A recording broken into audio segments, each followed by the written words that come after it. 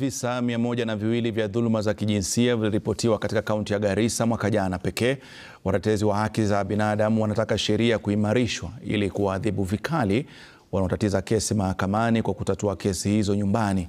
Kwenye kampeni dhidi ya dhuluma za kijinsia uliofanyika mjini Garissa, watetezi hao walitaja ukeketaji, ndoa za mapema na ubakaji miongoni mwa dhuluma zingine tishio kubwa kaunti hiyo.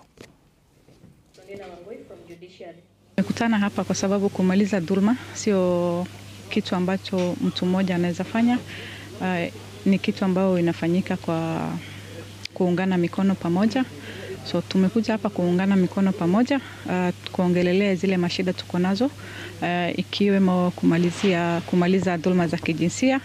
Mzo yeyote ambaye anachukua mkono sheria anachukua kwa mkono yake sheria ya kuchukua hiyo kesi ambayo tumepeleka kotini, yeye mwenyewe akuwe mtu ya kwanza kupelekwa kotini.